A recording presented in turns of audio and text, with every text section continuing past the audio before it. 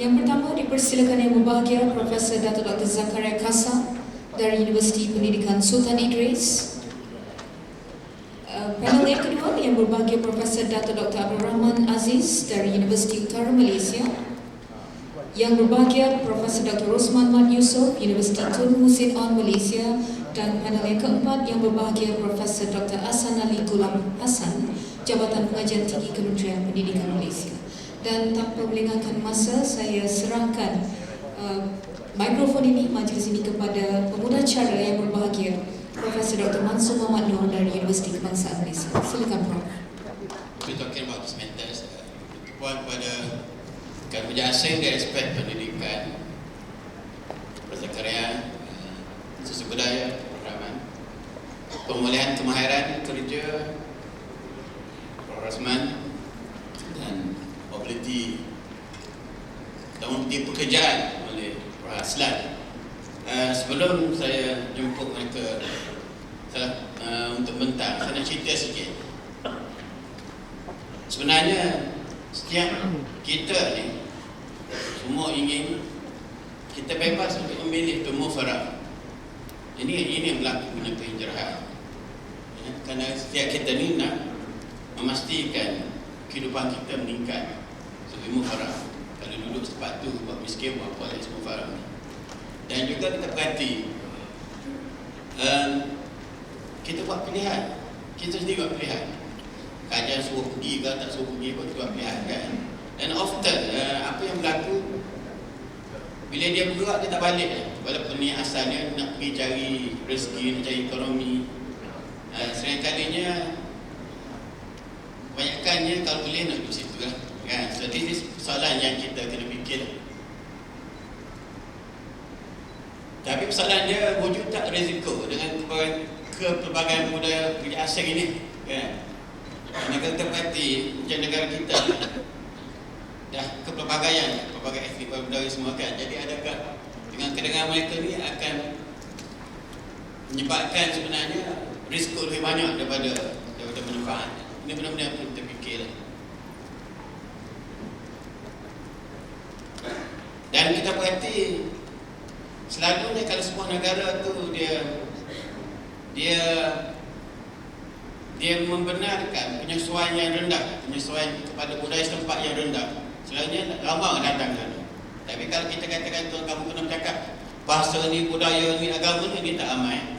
Tapi kalau kita milik masyarakat yang agak terbuka, nak cakap Kelantan boleh, bahasa Inggeris boleh, Cina boleh, apa semua boleh, selalunya dia akan berlaku rate banyak datang. Kadang-kadang lahir benda-benda macam ni. Dan selalunya bila banyak datang jurusan terendah, selalunya akan berlaku jurang budaya pekerja-pekerja asing ni, ada guest worker ni dengan masyarakat setempat. So ini benda-benda dan kalau tengok sekarang ni lagi parah lah. Kenapa mereka boleh mengikatkan diri mereka dengan negara asal mereka melalui demokrasi yang ada sekarang setiap saat kan? So ini benda-benda yang perlu kita fikir. Tapi perlu kita sedar sebenarnya kalau kami yang mengaji ilmu sosiologi ni tak ada satu kumpulan yang kekal. There's no group in this world that can maintain itself. There will be changes. Lepas tu kita perhati Malaysia, ini pun yang sedang berlaku. Kita melalui pembangunan, pembandaran, budaya kelas menengah, kita melahirkan norma hidup. Berlaku pertilihan dan perkongsian norma hidup bersama dengan kita ni. Hingga kan sebenarnya sudah terbina di Malaysia ini sebuah etnik dan negara baru daripada apa yang kita fikirkan. Dan perlu ingat Malaysia akan menjadi mengetuai ASEAN tahun depan kan. Jadi ini benar-benar yang berlaku. Kerana sebenarnya bagi saya kita kena fikir tentang menyumbang kepada perbuatan identiti komiti ASEAN ini. Dan mungkin pengalaman kita sekarang itu memang sudah mula melangkah ke arah itu. Saya rasa ini benar-benar yang kita boleh fikir bersama. Dan saya nak kongsi, saya bawa balik daripada Surabaya, saya nak kongsi bagaimana anak-anak siswa di sana daripada Universitas Alingga cuba memberi pencerahan kepada masyarakat tentang the ASEAN Community. Mereka berbaris di jalan, cerita kepada masyarakat tentang kebaikannya, keburukannya. Kita Indonesia kena bersiap siaga dengan kemahiran dengan ilmu. Kalau tidak kita akan ketinggalan. Ini dia dengan sepanduk dia lah.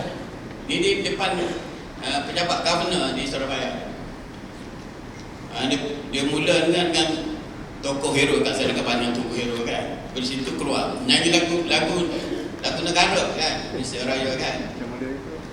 Dan saya tertarik tu dua polis saja jaga mereka. Dengan itu saya jemput Profesor Dr. Zahra Kasar untuk berkongsi sama isu jasing dan pendidikan. Silakan. Assalamualaikum warahmatullahi taala wabarakatuh. Salam sejahtera, salam satu Malaysia. Kalau orang Perak, salam Perak Aman Jaya. Orang Perak terpaksa buat kadang-kadang terlupa. So isu yang diberikan pada petang ini ialah dimensi sosial budaya dan pendidikan.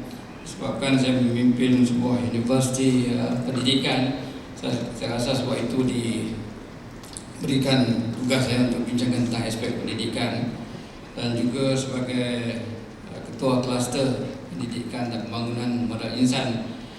Jadi saya menerima jemputan ini, kalau tidak jadi ketua kluster MPN buat apa. So dalam hal ini bila saya dengar pagi tadi tentang isu pendatang asing ini, saya dapati apa yang hendak saya sampaikan telah disampaikan. Jadi memudahkan saya lah pada petang ini, dan mungkin rakan-rakan yang lain juga, sebab isu yang sama mungkin kita akan dengar kenapa mereka datang, faktor menolak, faktor menarik.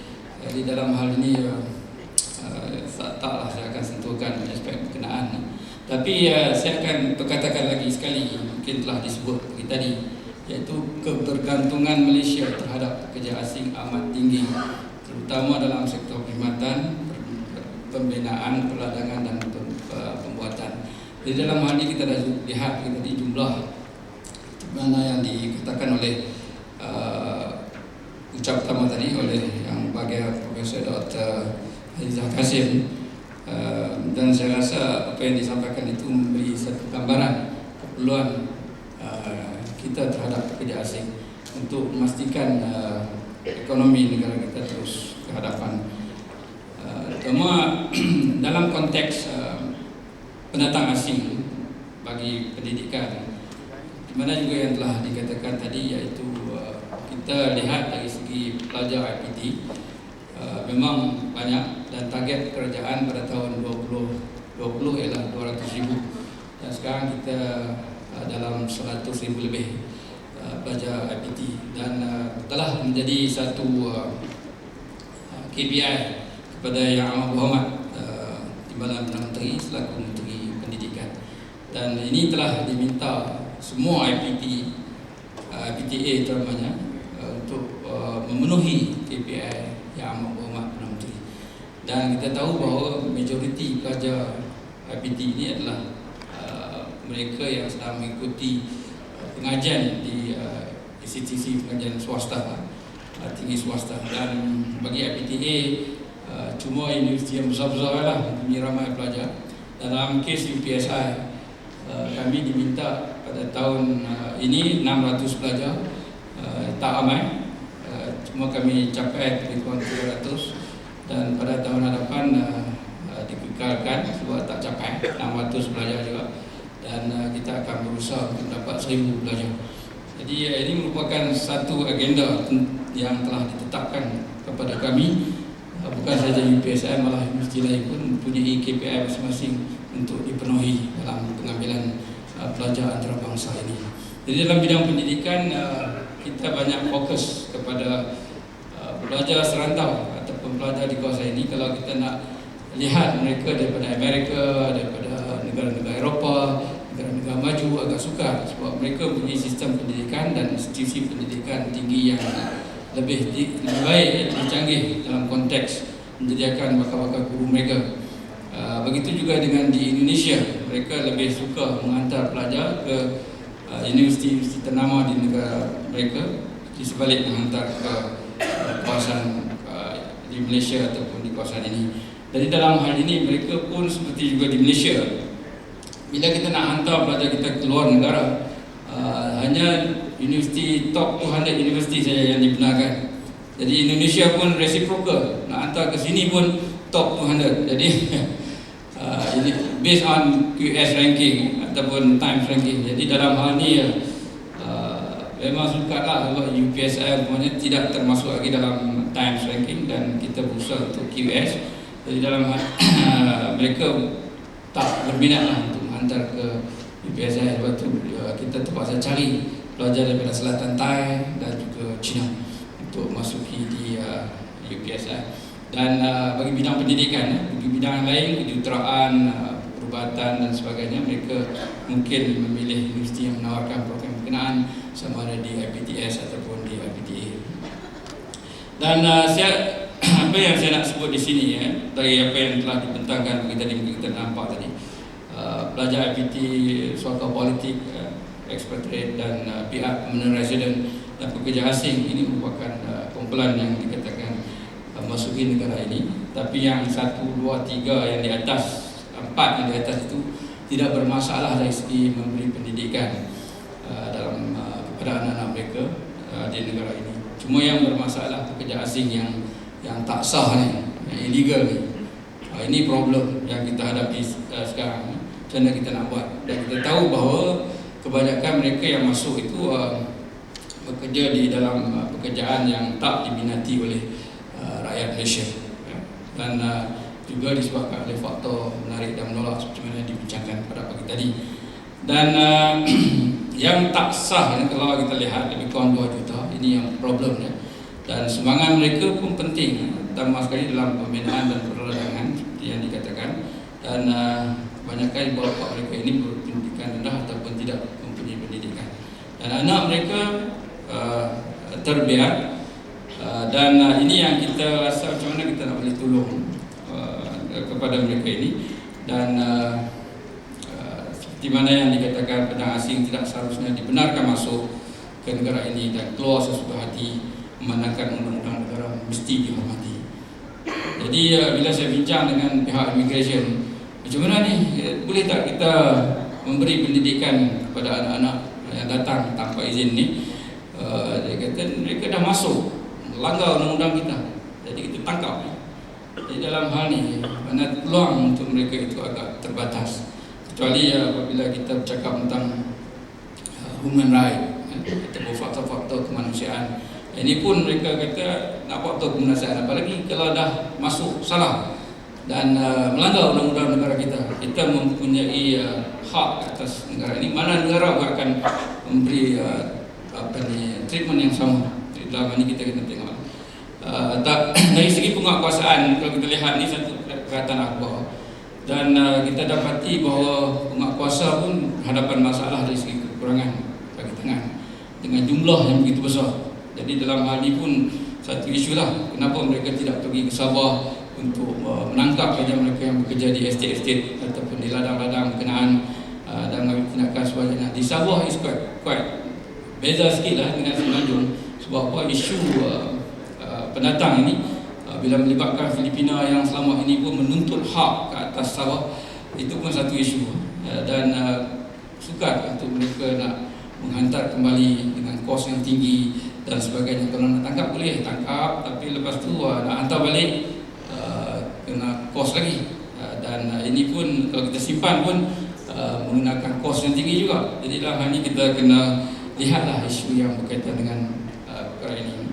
Dan seperti mana yang saya katakan tadi, banyak pelajar yang datang ke dalam negara kita adalah sekarang ini di IPTS, dan isu-isu yang berkaitan telah pun dinyatakan dalam panel pertama tadi. Dan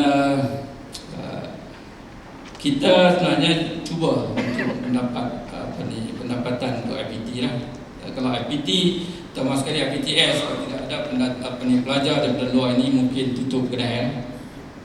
Seperti minyak ladang-ladang tak mempunyai parti, jadi mungkin ada ladang yang akan berhadapan dengan masalah.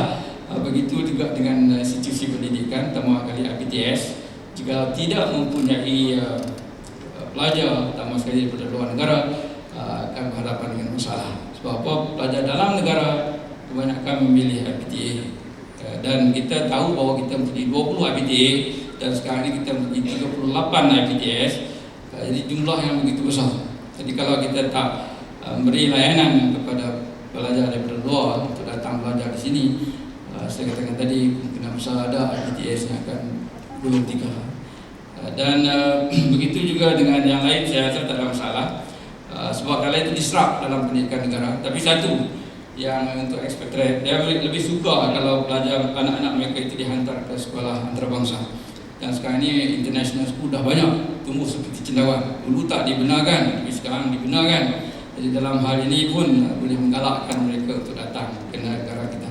Dan sekarang saya tahu, saya dengar tadi report mengatakan 90,000 mereka berada dalam negara kita, dan kebanyakan mereka menghantar anak-anak ke sekolah antarabangsa. Dan sekolah antarabangsa juga mendapat sambutan daripada rakyat Malaysia. Ini satulah untuk melihat satu gabungan di sekolah ini, pelajar antarabangsa dan juga pelajar Malaysia yang boleh mengajarkan dalam bahasa Inggeris lah. Sebab mereka tidak akan buat dalam bahasa Melayu. Kebanyakan sekolah antarabangsa ini adalah dalam bahasa Inggeris. Bagi yang lain itu adalah yang datang secara sah dan juga PR dan sebagainya, boleh belajar di sekolah-sekolah di bawah Kementerian Pendidikan Malaysia. Cuma nak to be legalized, itu yang perlu. Cuma kalau datang tak legalized atau tak tak legal, jadi itu masalah yang kita hadapi. Bila kita kata dah masuk secara haram, kita nak pergi keluar mereka mengikuti pendidikan pun, itu satu persoalan yang ditimbulkan. Dan juga bila masuk nak daftar ke sekolah tak ada dokumen tak ada, jadi akhirnya mereka tidak dapat. Malah dalam bidang perubatan sendiri pun nak pergi hospital, nak lapor ni. Sebab tu mereka biarkan diri mereka berpenyakit, dan ini menyebabkan faktor penyakit dan sebagainya menular. Dan di samping itu kita dapati bahawa mereka ini nak pergi terus ditangkap. Ini akan menyebabkan mereka tidak mahu pergi. Dan satu lagi, bila kita kata nak pemutihan, kos pemutihan untuk seorang lebih kurang RM300 untuk seorang, dan ditambah pula dengan kos RM90 untuk setiap individu. Jadi dalam hal ini pun mungkin yang senang boleh lah, yang susah agak fikir dua kali lah untuk mendapat untuk diputihkan. Jadi yang putih tadi pun kita tengok meningkat, tapi dari segi kos menyebabkan mereka tidak berupaya untuk memutihkan diri mereka dalam konteks untuk dijadikan sah dalam berada dalam negara kita. Dan anak-anak yang mereka tanpa sijil kelahiran sebab ibu bapa ni, di mana kita dapati 45 di bawah 12 tahun yang diberitahu oleh Profesor Azizah tadi. Dan di Sabah sendiri yang sekarang ni ada 36,000 kanak-kanak tidak bersekolah. Dan ini cara pelan-pelan kita cuba nak tolong.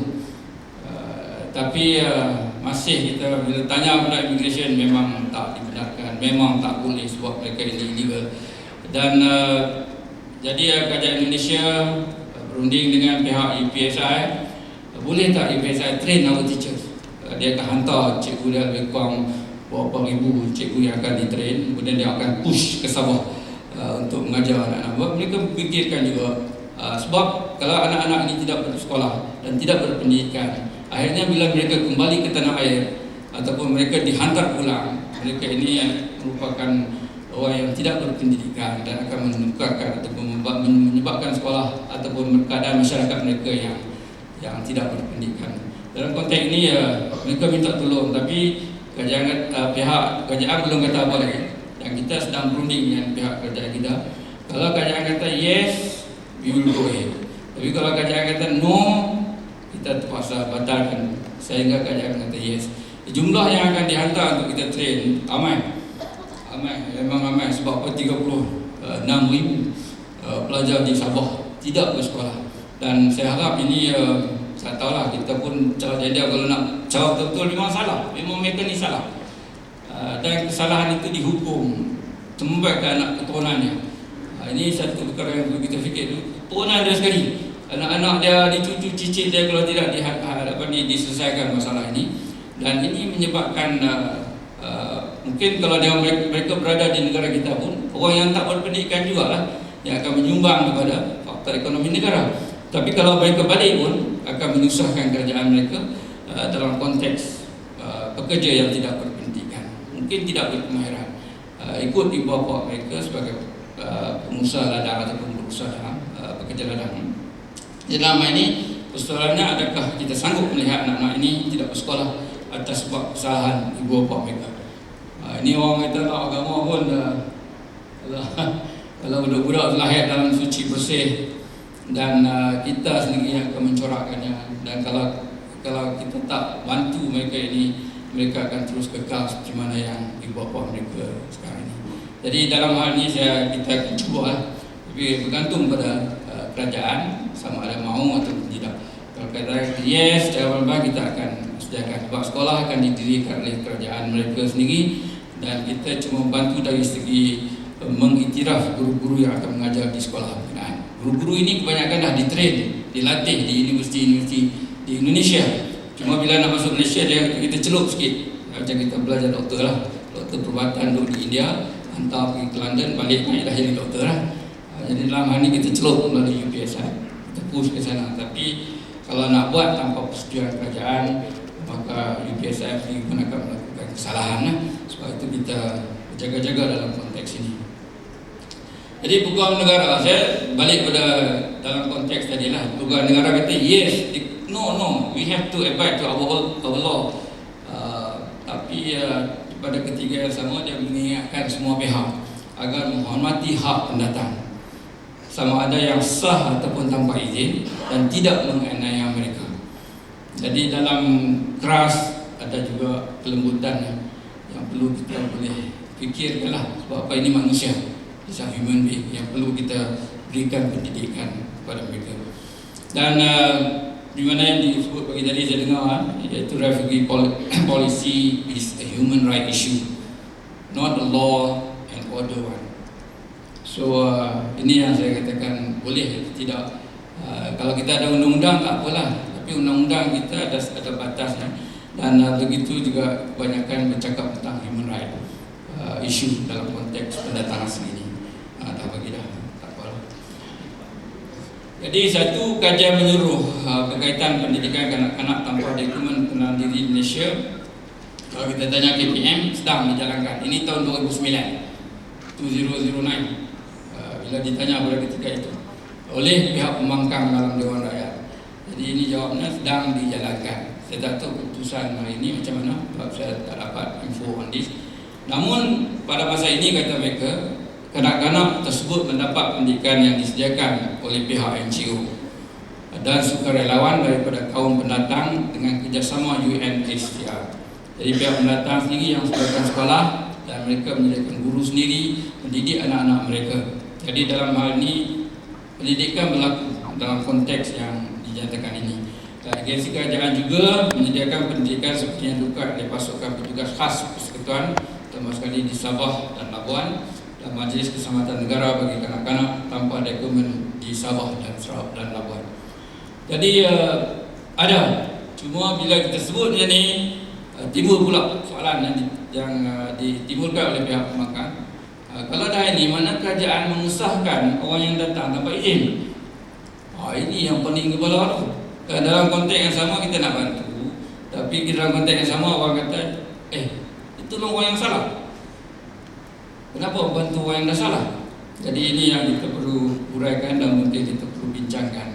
Jadi cadangan saya sebab time dah habis, itu perkongsian atau kerjasama perlu ada di antara negara yang terlibat. Sebab saya katakan macam tadi lah, di antara kerajaan Indonesia willing to help their own people, tapi yang salah ni, tapi kena negotiate lah, kena melalui government kita dah ready atau tidak dalam konteks ini. Begitu juga dengan kementerian atau agensi penguatkuasaan. Jadi macam mana kalau nak mengharamkan mereka, yes, tetapi pada ketika semua ada tak usaha untuk memutihkan, seperti usaha ops pemutihan itu ataupun opnya tu. Jadi off-nya tu kena take it seriously, nyah supaya anak-anak mereka ini tak terabai. Kalau tidak nanti dia akan terus mana ada penguatkuasaan perlu pertimbangkan perkara ini, dan sama ada nak buat. Kalau nak pemutihan, yes, go ahead and try to get as many as possible. Dulu pun saya rasa banyak 1.3 million telah diputihkan kalau boleh kita nak putihkan lebih banyak. Kalau 2 million mana ada lagi lah yang boleh kita lakukan untuk memastikan. Cuma kalau boleh dulu kita kena kos.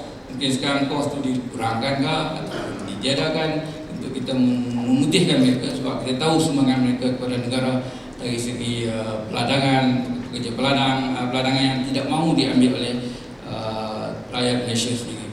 Dan dasar yang kita lihat sekarang ni bukan dulu sudah, kalau boleh kita be serius audit apa yang kita nak rancang, libatkan semua pihak terlibat, terutama sekali bercakap tentang human right dan sebagainya, supaya kita dapat masukkan dalam satu dasar pekerja asing yang boleh kita terima dan kita laksanakan.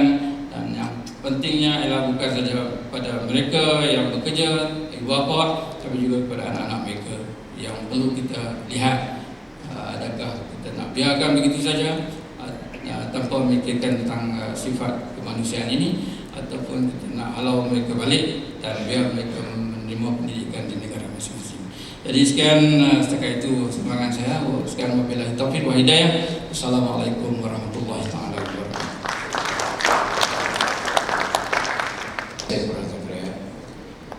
Masalahnya ialah negara kata kan, kalau langgar undang negara, masalahnya pendatang asing yang tak berizin. Tapi ini benar-benar perlu diberi pemikiran. Akhirnya how to handle this thing, probably kita boleh mikir kat sini lah untuk macam misalnya. Seterusnya dijemput Profesor Dato'